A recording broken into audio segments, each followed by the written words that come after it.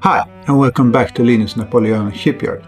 Today we're diving into how to bring your 1 to 700 scale ships to life, not just as models, but as moments frozen in time. Whether you play Black Seas, Speed 2/4 or any other system, or just love the look of a fleet in full sail, I'll show you how to go beyond paint and rigging to add drama, motion and storytelling to every hull. Okay, so let's start at the base, literally. The ships are mounted, all my ships in the fleet are mounted on clear acrylic, cut to size. And sometimes I get ready-made ones. I tried some of these pill-shaped ones, and I've also tried some of these larger, more square ones for third rates and above, and some really large frigates. I think both works.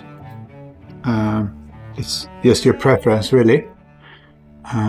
What I tend to do is I try to have the base slightly wider than the ship, so that I can display some of the motion in the waves and so on.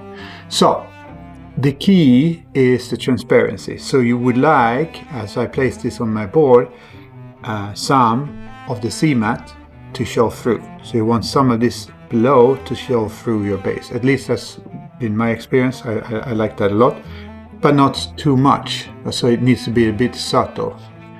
You could take it further, and then you'll paint some transparent paint on the underside of the base. It's partly covered here on this model, since I use these magnetics to have them stored really securely in my boxes. They also makes it easier to move these around, touching the base and then having the magnetic on the table. As you can see, the underside here is painted with a half transparent paint, and I'll show you those colors here. There's this ink, a turquoise ink, and then I've tended to use some green, and that's actually a contrast paint. It's called Orc Flesh, I think. It's two-tone. I'll show it here.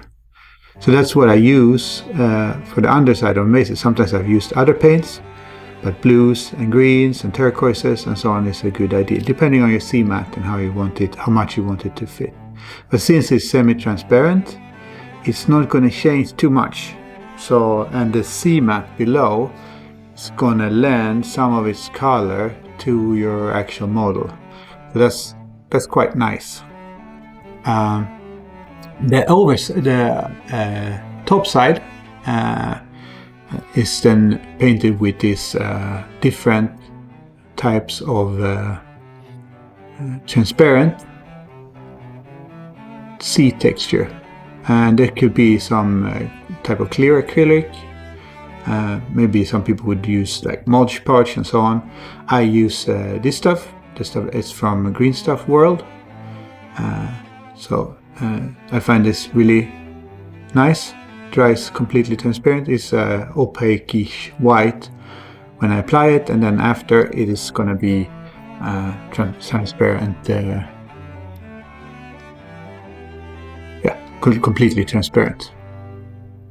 Okay, so when you're done with this, you would like to maybe add some of those textures on top, right? So to make the ship move, to make the ship look like it's moving.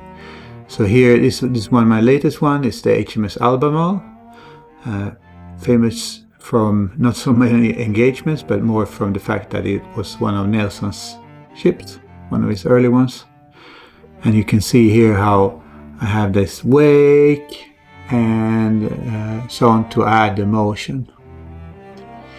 I sculpt them with a brush or a sculpting tool sometimes, and I drag the lines outward from the hull to simulate the wake and the chop and so on. Once it's cured, I use opaque white, and I've been using sea foam from Green Stuff World. You can see that here, to pick out the crests. So to add a tiny bit of white, and I've used a really thin white brush for this. So this is one example here, the Albemarle. I'll show you a couple of others, so in different sizes. So this is HMS Minotaur, and as you can see here, a little bit more texture on the top, and also crests of waves and where it's hitting the waves and so on. And you can see the underside with this clear transparent paint. So some of the stuff on top showing through. And I'll protect that with this satin varnish, just to protect the paint, but also to make the paint a little bit more clear and transparent to let the light through. So that's a third rate base, a little bit larger. Then for something smaller, something I did recently is the Curieux, HMS Curieux. It's a brig. And again, this base is much smaller, but still, I can still get it to show pretty well because the base is a little bit wider than the actual ship. So I can still get the wake and so on. This might be slightly overstated for these ships. I'm not sure. They probably most of the time wouldn't be moving that fast, but to add action, to add some more immersion, like to make your battles come alive, this is a good idea, I think, to add these type of things to your bases. Another one is this is HMS Surprise. Actually competed with this one, won a silver advanced, pretty neat. Really happy with that scratch built mass and everything. But again, working quite a bit on the texture of the sea surface here, and the wake and the crests and so on. And then maybe I'll show this one as well. This is the Endymion. Endymion was a very fast frigate, so that's why I have a lot of sails on her, even though she has the lower ones furled. But here you can see the wake, like these really long wakes. I read somewhere it's supposed to be always 45 degrees. I'm not sure about that. Or was it 35 degrees? So, something about the wakes on ships and on using bases, basically, for your ships. So, next we have angle. So, action through angle. So real ships, they would heel over when turning or tacking or under strong wind, pressing the sails. And we can mimic that. Usually what I'll do is I sand one side of the ship's hull, and I'm going to show that here to you. So I'm going to give this ship some heel. It's the Santa Ana. It's a third rate, so this is a very large ship. So I'm not going to give it a lot of heel. I'm in the middle of having it built. It's a hull from Turner Miniatures, and I'm scratch building the masts, as you can see. But for this part, I need the masts to come out, so out they go. Bowsprit is already attached, so I can't remove that for now. This is printed on a bamboo A1, so it's a pretty hard print, so I'm going to be sanding it pretty hard. Resin, like the ones you would get from Only Games and so on, they're a little bit easier to sand. Usually I use some P80, just rough sandpaper, and I would like to sand the side that I want it to heel towards. So in this case, I'm going to be sanding it on, if you're looking here, on this side. So.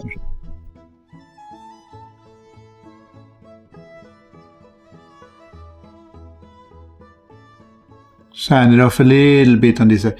All that I want to do, I want it to lean on that side as it's healing, but also I want slightly less of the actual side of the hull to show on that side compared to the other, just to make it look like that side is like dipping into the sea.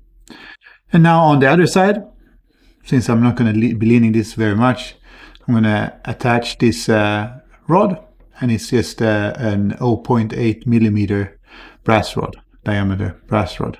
I'm going to be attaching this to the opposite side here to get that lean.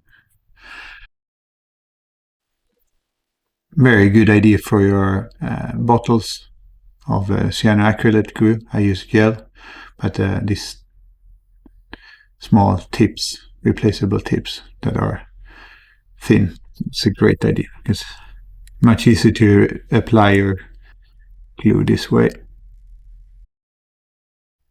So I just wanted to show you guys this in the video here, because it's such an easy thing to do. And all right, so there you have it. So one side slightly sanded, and then you have the other side with that rod. Let's see if it's dry enough. Yeah, it is.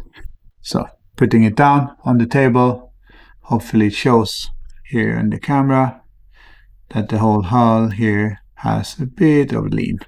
So it's healing a little bit towards the side that I then have my masts or yardarms pointing. So you see here, you can see I have the yardarm, and then wind is going to be pushing the sail slightly this way and then pushing that side of the ship a bit into the sea. And then maybe I'll to get a shallow angle on that side, and then on the other side I'll glue a small piece of brass rod, and that lifts the hull, gives it a dramatic lean. Sometimes if I wanted to show more hull, I've actually sculpted that piece of hull, but usually it's so little that you need for the heel that you can just cover that with the sea texture. So the more raised edge, you just use water texture and more waves, and then and foam streaks, and you like maybe capturing the moment mid-turn or something like that. So again, I guess I'll use the Endymion again, since I ended with that for the last one. So here you can see how, if you look at the base, there's quite a bit of heel in this ship. So you see the sails, the yards are turned a bit, and then the sails are pressing and heeling the ship to the side, and that gives it a lot of action. So you can feel like the ship is actually moving. Another one, we have the Indefatigable, one of my favorite Resay frigates, and again tiny bit of heel, and that gives it a lot of action, and not very visible on the side. As you can see, you can cover that heel, the side is sticking up quite well with the sea texture on top.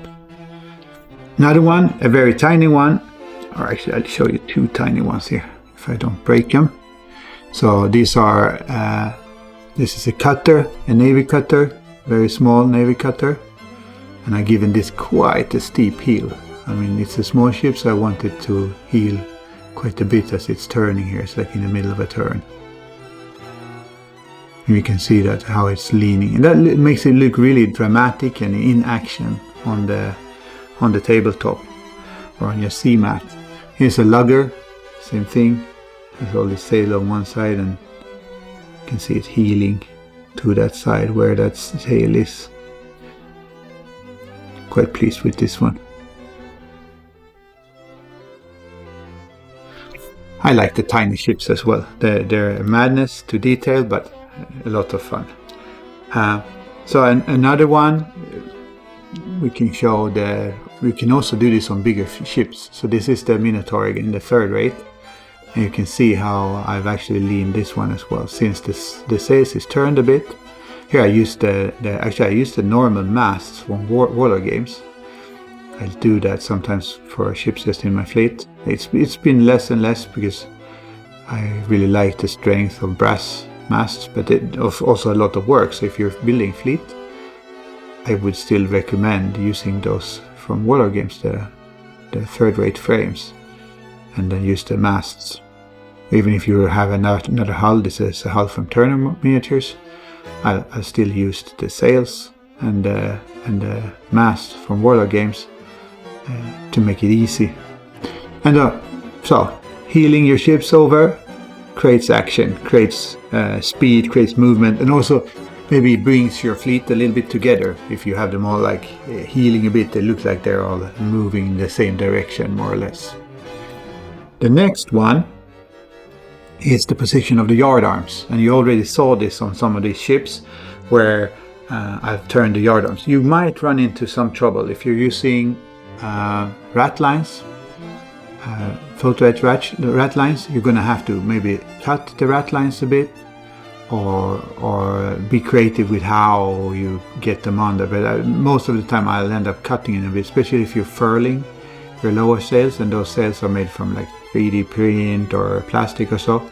They're going to push the yardarm to the side, and you're going to have a hard time getting the yardarm in place, the rat lines in place. But having the yardarms turned like this, I tend to do it symmetrically. I mean, that wouldn't be the reality, that's just a look, right? But it does give your ship another element of movement. This is the surprise again, HMS Surprise. You see here I have quite a bit of turn in the yards. So they're turning quite a bit, and that adds another element of movement. So yardarms and heeling the ship a bit to give yourself a bit more action. It's like another static giveaway, the yardarms. It's like on the spur, or when you usually get them, like the white metal mast or so on, they're usually fixed at a 45-degree or the 90-degree angle to the hull, right? Like parade formation or something. Most of the time they didn't sail like that, right? So rotating the yards to match wind direction. I mean, of course, you can't have them dynamic, or maybe you could, but I would find that too much work. But having them rotated in the wind direction and towards the heel, maybe 20 all the way up to 45 degrees that you saw on the ships I showed. It's just a simple little adjustment, maybe with a bit of glue if you're building your own scratch building. If it's plastic, you can just twist the plastic. I do that on Warlord masts. I just bend the plastic. I did that on the Minotaur. You bend the plastic and bend the fighting tops back in the direction of the hull, and then you'll get some of that turn in the yardarms like that. So it's a quite simple adjustment, but it adds a lot of action. So let's talk about another subtle detail, the boats.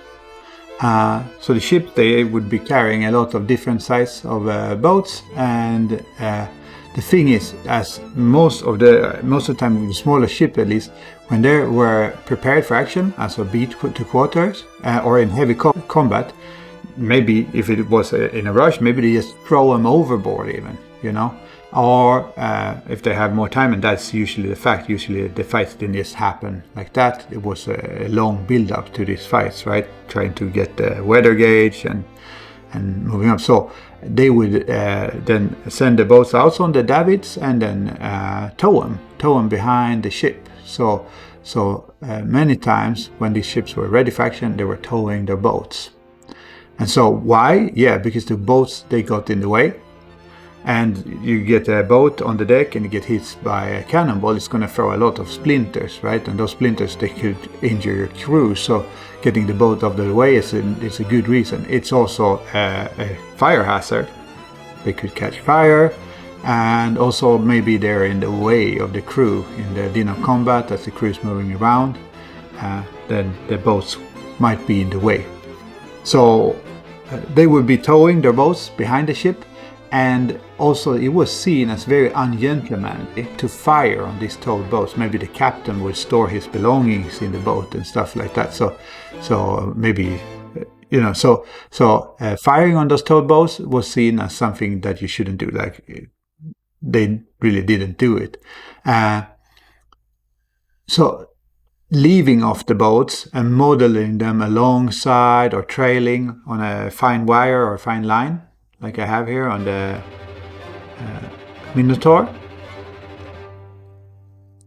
you're telling the viewer something, like, or telling your opponent or the people you're playing with, you're adding immersion for them as well, because you're telling them that this ship is ready for action, right? They've beaten to quarters, they're towing their boats, you see? So all these elements, you bring them together and you get a little bit more action in your sea battles. And maybe a little bit more of historical realism and accuracy. See, here I have a bunch of ships showing here. Same ones that I showed with the heels and so on. Here heel. is Albemarle. You see it's towing like 3 boats on 2 lines behind it. It's a little 6 straight.